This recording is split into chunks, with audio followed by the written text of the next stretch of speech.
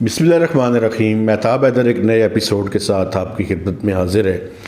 कुछ economic front पे दो तीन बड़ी इम्पॉर्टेंट डेवलपमेंट्स हुई हैं, तो मैंने मुनासिब समझा कि आपके साथ उन जो डेवलपमेंट्स हैं उनको शेयर करूं।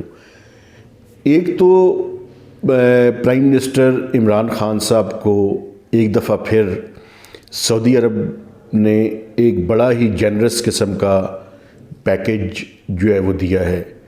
उस पैकेज के तहत उस पैकेज की टोटल मालियत जो है वो $4.2 बिलियन है, जिसमें $3 बिलियन जो है वो डिपॉजिट्स हैं जिन पे 3.2% मार्कअप होगा फॉर 1 ईयर, और $1.2 बिलियन हैं जो रिफाइंड POL की प्रोडक्ट्स हैं उनके लिए। तो ये मिलाकर कोई तकरीबन $4.2 बिलियन बन जाते हैं। पाकिस्तान ने वैसे रिक्वेस्ट की थी कि कोई $150 मिलियन पर मंथ का एक पैकेज जो है वो उन्हें दिया जाए, जिसकी मालियत कोई $1.8 बिलियन बनती थी एक साल के लिए, और 2 साल के लिए रिक्वेस्ट की थी, तो ये मिलाकर कोई $3.6 बिलियन बनते थे।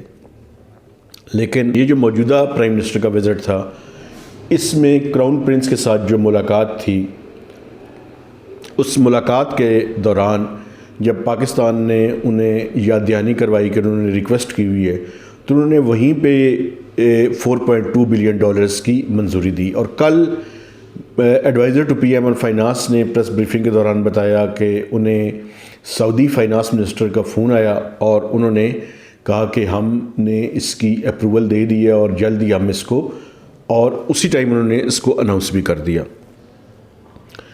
तो पहली बात तो ये है कि ये बड़ी ही अच्छी डेवलपमेंट हुई है, और पाकिस्तान की इकॉनमी के ऊपर जो शॉर्ट टर्म में आपको पता है कि आपने देखा होगा कि मुसलसल 3 से 4 माह के अंदर रुपए के ऊपर प्रेशर था, वो प्रेशर जो है वो रिलीज़ करने में मदद मिलेगी। और इस दौरान ही फाइनेंस एडवाइज़र ने ये बात का इंदिया भी दिया कि IMF के साथ जो है वो चीज़ें बिल्कुल फाइनलाइजेशन की तरफ बढ़ रही हैं, और 1 या 2 दिनों में उन्होंने कहा जी मैं एश्योरेंस देता हूँ कि IMF के साथ 6 रिव्यू भी कंप्लीट हो जाएगा। लेकिन जब उनसे 2 से 3 सवाल IMF के हवाले से हुए, तो उन्होंने मेरे सवाल के जवाब में इस बात को तस्लीम किया कि हुकूमत को जो कि पेट्रोलियम लेवी रखा हुआ था 600 अरब रुपया, और उसमें मेजर शॉर्टफॉल है, तो उसको ब्रिज करने के लिए टैक्स को रैशनलाइज करना पड़ेगा। लेकिन उन्होंने मज़ीद तफसीलात बताने से इनकार किया और कहा कि जब IMF का मुआहदा सामने आ जाएगा तो फिर आपको पता चल जाएगा कि उसकी मेजर तफसीलात क्या क्या है। लेकिन मैं एक बात जो है वो करना चाहता हूँ, वो ये है कि ये जो सऊदी पैकेज है और जो IMF का एग्रीमेंट भी है, ये फ्री लंच नहीं है। इसका डेफिनेटली पाकिस्तान को किसी न किसी अंदाज में रेसिप्रोकेट करना पड़ेगा। वो चाहे अमेरिकन को एयर स्पेस का जो एग्रीमेंट है वो रिन्यूअल की सूरत में हो, और चाहे वो IMF की जो टफ़ कंडीशंस हैं उनको इम्प्लीमेंट करने की सूरत में हो।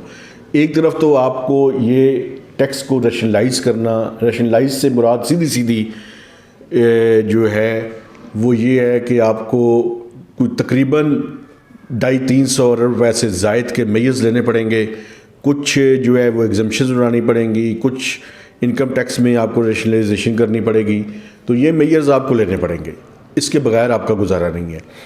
और दूसरी बात ये है कि आइंदा चंद दिनों बाद आपको तेल की कीमतें भी बढ़ानी पड़ेंगी।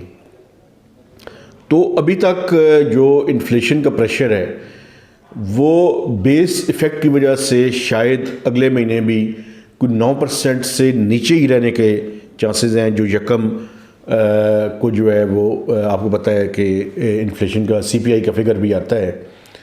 हालांकि SPI में बड़ी तेज़ी से इजाफा हो रहा है, और हुकूमत बजाय इसके कि अपने इक़दामात के ज़रिए वो करने की कोशिश करे, वो PBS पे किसी न किसी अंदाज में दबाव रख कर ये चाहती है कि जो प्राइसेस का डेटा है उसके अंदर कुछ ऐसा रद्द-बदल किया जाए कि जिससे प्राइसेस कम दिखाई दे।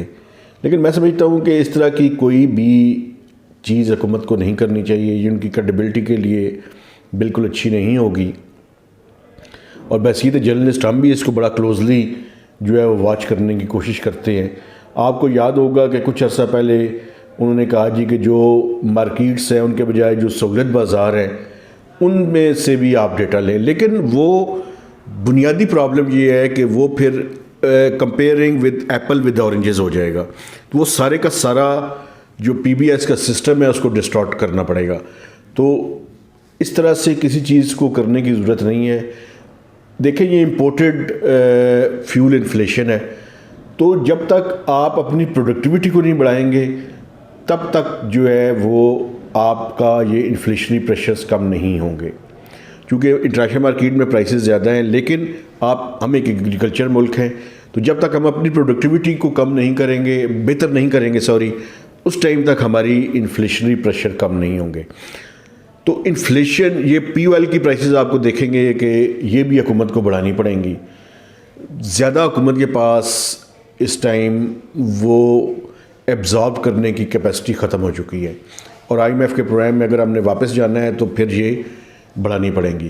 دوسرا، میں نے چند دن پہلے یہ سٹوری کی تھی اور کہ 1.5 سے 2.5 روپے آئی ایم ایف کا یہ مطالبہ بھی ہے کہ فیول پرائس ایڈجسٹمنٹ جو ہے وہ کی جائے۔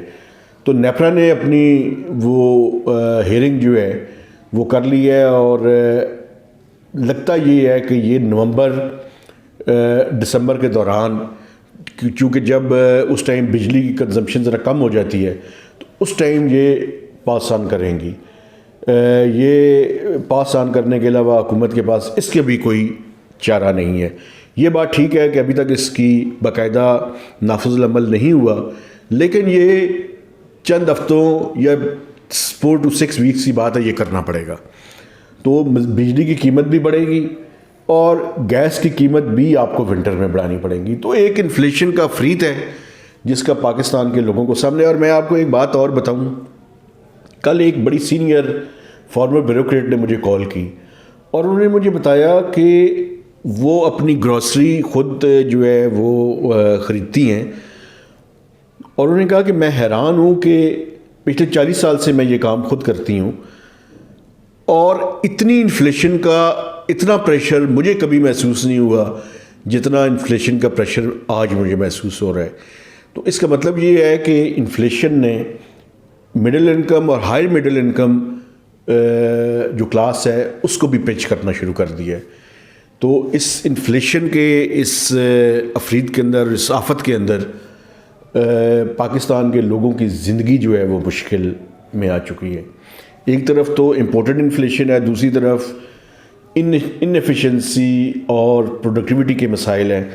تو ان دونوں چیزوں کی چکی کے درمیان عام بندہ جو ہے وہ پس کر رہ گیا ہے، اور آئندہ آنے والے 6 سے 9 مہینوں میں یہ انفلیشنری پریشر برقرار رہنا ہے۔ تو آپ کے پاس اور میرے پاس 2 حل ہیں، یا تو اپنی انکم کو بڑھائیں یا اپنے ایکسپینڈیچرز کو کم کریں، جو اپنے خاندان یا اپنے گھر کو جو افراد چلا رہے ہیں۔ اس کے علاوہ تیسرا کوئی حل ان کے پاس نہیں ہے، کیونکہ یہ قیمتیں آئندہ 6 سے 9 ماہ میں کم ہونے والی نہیں ہیں، اور ہم نے تو آئی ایم ایف کے پروگرام میں ویسے ہی داخل ہونے والے ہیں۔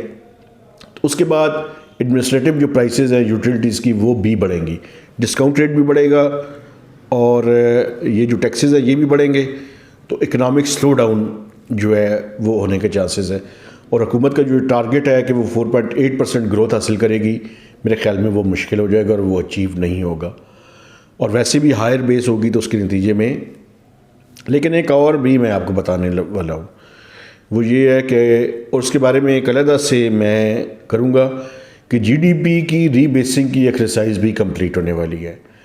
تو جی ڈی پی کی ری بیسنگ کر کے اگر آپ نے اپنی جی ڈی پی کو جیک اپ کرنا ہے تو وہ علیحدہ بات ہے، لیکن جو یہ ایگزسٹنگ میتھڈالوجی ہے اس کے تحت جو 4.8% کا ٹارگٹ ہے وہ اچیو نہیں ہو سکے گا۔